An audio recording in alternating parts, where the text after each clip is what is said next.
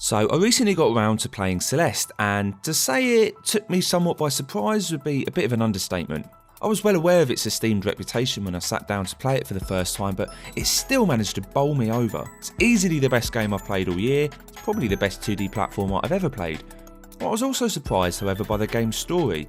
I didn't know much about the story or its themes going in, and I was surprised to find that the game dealt with issues like depression and anxiety, and that it would resonate with me so strongly.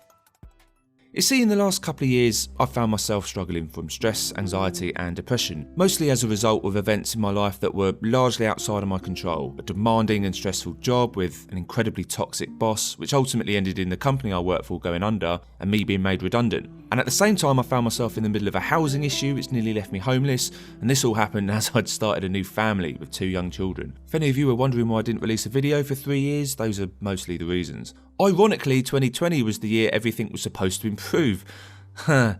Instead, it was the year I found myself finally accepting that I wasn't well and going to the doctors. In Celeste, to summarise the story briefly, spoilers for anyone who hasn't played it, you play as Madeline and you set out to climb a mountain. It becomes clear as you embark on the climb that Madeline suffers from depression, anxiety and panic disorder, and as a result of the mountain's strange powers, these eventually physically manifest themselves in the form of a doppelganger who constantly discourages, obstructs and outright sabotages your attempts to reach the top of the mountain. The mountain is an analogy for overcoming depression, I thought to myself. I get it, that's cool. There's a nice relationship between gameplay and themes, there's good writing, some cool mechanics and ideas that reflect anxiety. It's clever, it's nothing revelatory, but it's good.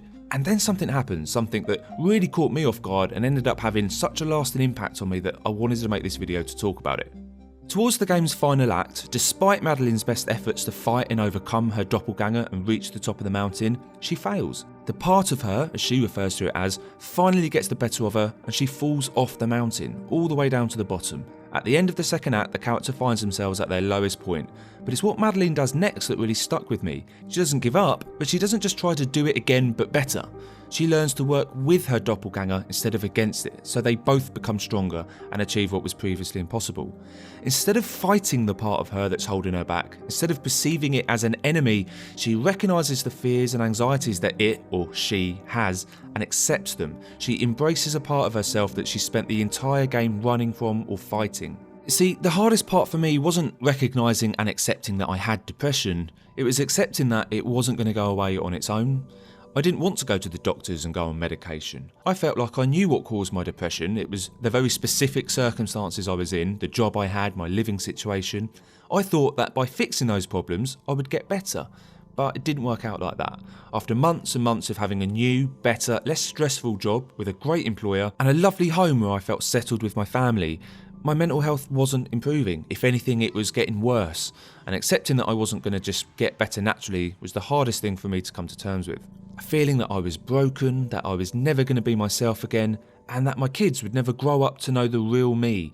These were thoughts that plagued me every day. It's like I had a part of me of my own that was now following me around, constantly reminding me of my weaknesses and my biggest fears. And I was scared that I'd be fighting that for the rest of my life. But Celeste portrays that part of yourself as something that can actually make you stronger, and it made me believe it. My girlfriend has always suffered with anxiety since I've known her. I've seen her struggle through really bad spells and always come through it. I've seen her overcome things she was terrified of. I've seen her accomplish so much and become an amazing mum, all the while suffering through bad bouts of anxiety. I think she's the strongest person I know, but she doesn't. She sees her anxiety as a weakness, as a flaw, the same way I do my depression. Even though she's told me the same thing about myself. She thinks I'm strong and an amazing dad, whatever. But I never really believed it could be true until I played Celeste. Oh, did I just say I value the words of a video game more than I do the love of my life? Maybe I won't show her this video. But seriously, it's funny how you can hear the same thing over and over again, but then one day something will happen and it will just sink in. For me, it was reaching the top of the mountain in Celeste. It was an incredible sense of accomplishment and the culmination of an emotional journey that I wasn't expecting to have taken.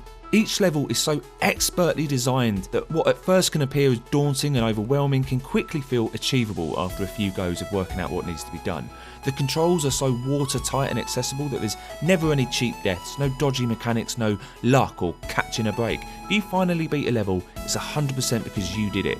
You pulled it off. And the difficulty is so finely tuned that beating it always felt just within reach, no matter how many times I might groan, this is impossible. The game even keeps constant track of your deaths to remind you what you've achieved. You died 1,000 times beating this level, but you did it. The game constantly pushed the boundaries of what I thought I was capable of in terms of my platforming abilities, and I don't think I've ever played a game that inspired in me such resilience and confidence in terms of outlook while I was playing, the way this game did. As it turns out, for me, the mountain in Celeste didn't represent depression after all. It represented a difficult time in my life in which I was struggling to cope, and it was badly impacting my mental health. It was a time that ended up triggering a part of me that manifested itself, and I tried to beat it, fight it, and failed. I fell off that mountain too, I guess, and have spent the first half of 2020 believing I was going to be stuck feeling this way forever. I've been on medication for a while now and it has helped a lot. I probably should have done it a lot sooner, but it was Celeste that helped me find acceptance. Depression might be something that's always going to be a part of me, but that doesn't mean I have to let it define me. It doesn't mean it has to hold me back from achieving the things I want to achieve, and it doesn't have to be something I constantly fight against. It's not some external invading force, it is a part of me. It's the result of my lived experiences, and I can try and use that to learn and grow moving forward. And Celeste also taught me that my own experience with a mountain didn't cause my stress or depression. They were things I've always had with me, affecting me in ways I just hadn't realised. It was just the mountain that brought them out and made me confront them. I'm the same person now as I always was, only hopefully stronger as a result of everything I've been through. And that actually feels like a pretty good message to take with me into 2021. Thanks for watching. This was something a bit different to what I normally do. It was hugely personal for me to write, so I hope you enjoyed it. And I just want to stress here that what I've talked about is unique to me. I'm not saying that the answer to depression is to just own it, see it as a strength. That is not how depression works. Celeste hasn't cured me. I am still suffering from depression and it can suck. But Celeste has helped me find a bit of strength and acceptance moving forward, that's all. Depression can affect people in many different ways for many different reasons to varying degrees. I feel incredibly lucky to have been able to find a way out of my job and housing situations over the last couple of years and to have had such a strong support network that's helped me get through everything.